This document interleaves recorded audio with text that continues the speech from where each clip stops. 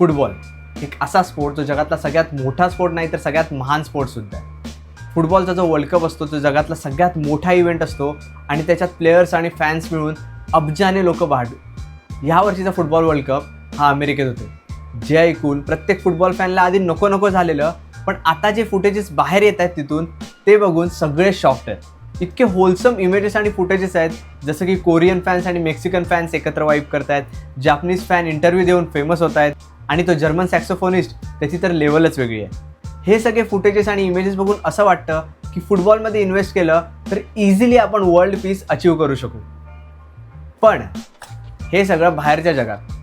इंडियामध्ये फुटबॉल फॅन्सना वेगळीच चूल मचली आहे. जेव्हा अख्खं जग युनिटीकडे चाललं आहे फुटबॉलमधून, तर इंडियामध्ये तेच फुटबॉल फॅन्स क्रिकेटला ब्लेम करून भांडणं वाढवत आहेत. आता तुम्हाला या व्हिडिओचा कॉन्टेक्स्ट माहिती नसेल तर तो असा आहे की माझा जो फेवरेट क्रिएटर आहे टॉक फुटबॉल HD, त्याने क्रिकेटच्या अगेन्स्ट काय कमेंट्स केल्या त्याच्या लाईव्ह स्ट्रीमवर. त्या कमेंट्स काय आहेत आणि त्याच्यावर आपण काय आन्सर करायचं हे या व्हिडिओचं खरं एम आहे. बीसीसीआई क्यों नहीं पैसा डालता है इंडियन फुटबॉल में? तर झालं असं की तो जेव्हा फिफा वर्ल्ड कपची लाईव्ह स्ट्रीम करत होता तर कोणीतरी त्याला चॅटमध्ये विचारलं की BCCI इंडियन फुटबॉल में पैसा क्यों नहीं डालता. आता त्याने आन्सर द्यायच्या आधी मी एक सिम्पल आन्सर देतो की BCCIच्या फुल फॉर्ममध्येच आहे board of control for cricket in India. नावातच क्रिकेट आहे आणि हे एक्सपेक्ट करतायत की BCCIने AIFF मध्ये पैसा टाकावा. एक बार इंडिया का फुटबॉल राइज अप करेगा ना, खत्म हो जाएगा भाई क्रिकेट. मला क्रिकेट खतम हो जाएगा या सेंटेन्सवर जास्त काही बोलायचं नाही. त्याचं उत्तर मी इंस्टाग्रामवर माझ्या रीलमध्ये दिलेलं आहे. पण फुटबॉलमध्ये BCCI पैसे का टाकेल हा सगळ्यात इम्पॉर्टंट क्वेश्चन आहे. प्रायव्हेट ऑर्गनायझेशन आहे आणि क्रिकेटसाठी बनलेली ऑर्गनायझेशन आहे, ती फुटबॉलमध्ये पैसे का टाकेल. मान्य इंडियन स्पोर्ट्सने एकत्र ग्रो करावं आणि BCCIचा डॉमिनन्स खूप आहे इंडियन स्पोर्ट्स आणि टेलिकास्टवर. पण हा डॉमिनन्स त्यांनी कोणाशी भीक मागून तर नक्कीच नाही घेतला आहे ना. त्यांनी इंटरनली स्वतः ग्रो करून, स्वतःचं सोशल प्रेझेन्स वाढवून, स्वतःची PRs करून, प्रत्येक गोष्ट करून, प्रत्येक स्ट्रॅटेजी करून त्यांनी हा डॉमिनन्स ग्रो केला आहे. आणि त्यांनी हा डॉमिनन्स ग्रो केल्यानंतर हा पैसा कोणाला दुसऱ्याला द्यायचा. Football K they don't want to hamper that what they have already established. वो कल्चरल चेंज नहीं वो चाहते हैं. They don't want to hamper that what they have already established. कोणाला हॅम्पर करायला आवडेल, पण फुटबॉल ग्रो झाला तर नेशन ग्रोच होईल ना. आणि BCCIला पण तेच हवं आहे. म्हणून तर त्यांनी 2009मध्ये AIFFला 25 करोडची मदत केली होती. तो म्हणतो की BCCIला कल्चरल शिफ्ट आणि कल्चरल चेंज नको आहे. पण ते शिफ्ट व्हायला, चेंज व्हायला जे आता कल्चर आहे ते आलं कुठून. 1983मध्ये जेव्हा Indian cricket team world cup खेळायला गेली तेव्हा त्यांच्याकडे धड पैसे नव्हते. ग्रुप स्टेजेस नंतर त्यांची रिटर्न तिकीट होती इंडियासाठी. तिकडे खायला नीट पैसे नव्हते. ते ब्रेड बटर खाऊन दिवस काढायचे आणि दुसऱ्यांच्या घरी जाऊन किंवा दुसऱ्यांच्या घरचं जेवण खाऊन दिवस काढायचे. वर्ल्ड कप जिंकल्यानंतर सुद्धा एवढे कमी पैसे होते की लता मंगेशकर यांना त्यांच्यासाठी कॉन्सर्ट करावा लागला, ज्याच्यातून त्यांना पैसे मिळवून दिले. पण त्याच्यानंतर त्यांनी स्वतःच्या बेस्ट प्लेयर्सना कसं कॅपिटलाइज केलं, कमर्शियल्ससाठी, ॲडव्हर्टाइजमेंटसाठी, सोशल प्रेझेन्ससाठी आणि PRसाठी, की त्यांची आता व्हॅल्यू ही 2,500 करोडमध्ये आहे. हे एवढी ग्रोथ ही कोणाकडून फंड्स किंवा भीक मागून झाली नाही आहे, BCCIने स्वतः केली आहे. आणि दुसऱ्या साईडला AIFF. मी म्हणतो BCCIने एक फंड्स एव्हरी इयर AIFFसाठी राखून ठेवले. एक, AIFFचा हेड कल्याण चौबे काय रिझल्ट्स दाखवते आहे त्या फंड्समधून. 2, इंडियन फुटबॉल फक्त स्टेटमेंट्स देते. भाईचुंग भुतियासारखा प्लेयर जर नॉर्मली क्रिटिसाइज करत असेल तर त्याला वॉर्निंग पाठवली जाते. हे आपले AIFF आहे, ऑल इंडिया फुटबॉल फेडरेशन्स, ज्यांना साधं क्रिटिसिझम हँडल नाही होत. BCCIवर तर आले गेले कोण पण कमेंट करतं. एक्स प्लेयर्स तर तुटून पडलेले असतात फुटेज आणि पैशासाठी. तर त्यांना माहिती आहे त्यांचे प्लेयर्स किती स्ट्रॉंग आहेत आणि त्यांचा गेम किती स्ट्रॉंग आहे, त्यांचं पॉलिटिक्स किती स्ट्रॉंग आहे आणि त्या पॉलिटिक्सने क्रिकेट खाली नाही जाणार हे सुद्धा त्यांना माहिती आहे. थर्ड पार्ट, रॅन विलियम्ससारखे प्लेयर बाहेरून येऊन खेळतात हे मला माहिती आहे आणि चांगली गोष्ट आहे. पण इंडियन प्लेयर्स जर त्यांना बाहेर जाऊन 2nd किंवा 3rd डिव्हिजन फुटबॉल खेळून स्वतःची क्वालिटी इन्क्रीज करायची असेल तर त्याला ते का नाकारतात. पण इथे त्यांना करोडोमध्ये पैसे भेटतात म्हटल्यावर ते बाहेर जात नाहीत. आणि बाहेर जाऊन हायर लेवलचा फुटबॉल नाही खेळलं तर इथे येऊन तेच होणार आहे. बांगलादेशला हरवा, पाकिस्तानला हरवा, अफगाणिस्तानला घरात बोलून त्यांच्याकडून हरून घ्या.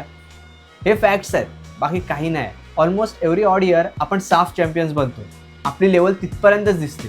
पण जेव्हा एशियन गेम्स येतात तेव्हा 1 गोल तरी बसतो, अजिबात नाही. ही सगळी हिस्ट्री काढण्याच्या मागे माझा काही फुटबॉलच्या मागे द्वेष नाही आहे. मी फुटबॉलला हेट करत नाही, मी स्वतः फुटबॉल फॅन आहे. पण तुम्ही जर फुटबॉलच्या रिग्रेसचा ब्लेम हा क्रिकेटच्या ग्रोथवर टाकला तर ते इतकं इलॉजिकल आणि इतकं वियर्ड आहे, इतकं क्रिंज आहे की त्याच्यासाठी हे असे ॲन्सर व्हिडिओज बनवावे लागतातच. स्पोर्ट्सच्या ग्रोथमध्ये म्हटलं तर सगळ्यात लेटेस्ट एक्झाम्पल म्हणजे नीरज चोप्रा. 2020च्या ऑलिम्पिक्सपर्यंत कुठल्या फॅनने जॅव्हलिन थ्रोला इम्पॉर्टन्स दिलं होतं? पण नीरज चोप्राने गोल्ड मिळवल्यानंतर 2024च्या ऑलिम्पिकमध्ये अख्खा इंडिया 12-12:30पर्यंत जागा होता. सोमवारी म्हणजे वर्किंग वीकमध्ये नीरज चोप्राला फायनल खेळताना बघताना ऑलिम्पिक्समध्ये जॅव्हलिन थ्रोची. आता हे झालं चॅम्पियन साईड. मी सांगतो अशी साईड जिथे चॅम्पियन्स नाहीसुद्धा झालेत आपले प्लेयर. दीपा कर्माकर केवढी हाईप होती लक्षात आहे तिची रिओ ऑलिम्पिक्सनंतर? का तर तिने जिम्नॅस्टिक्समध्ये एकदम खतरनाक परफॉर्म केलं. येस, ती जिंकली नाही, पण परफॉर्मन्स इतका भारी होता की अख्ख्या इंडियाला प्राऊड वाटलं आणि इथे येऊन ती नंतर सेलिब्रिटीसारखी सेलिब्रेटसुद्धा झाली. That's my point. जर फॅन्सना वाटत असेल की इंडियामध्ये फुटबॉल ग्रो व्हावा तर त्यांना रिझल्ट्स दिसू दे, त्यांना गेम दिसू दे, त्यांना डेडिकेशन दिसू दे, त्यांना त्यांचा प्रोग्रेस दिसू दे. स्वतः सुनील छेत्री याने सांगितलं जर इंडियन फुटबॉल फॅन्सकडे 3 तास आहेत दिवसातले मॅच बघायला तर ते इंडियन फुटबॉल बघतील की दुसऱ्या साईडला क्वालिटी फुटबॉल म्हणजेच एम्बाप्पे, हॅलँड, मेस्सी, रोनाल्डो यांना बघतील? ऑब्व्हियस आहे क्वालिटी बघणार. मग जोपर्यंत इंडियाची फुटबॉल प्लेईंग क्वालिटी वाढत नाही तोपर्यंत ऑडियन्स तिथे अटॅच होणार नाही. प्लेईंग क्वालिटीनंतर ते तोपर्यंत रिझल्ट्स नाही दाखवत तोपर्यंत ऑडियन्स तिथे अटॅच होणार नाही. आणि ऑडियन्स अटॅच नाही झाले तर तुम्हाला फायनान्शियल हेल्पसुद्धा मिळणार नाही. As simple as it's gets. तुम्ही चांगलं परफॉर्म करा मोठ्या स्टेजेसवर, तुम्हाला ऑडियन्स स्वतःहून सपोर्ट करेल.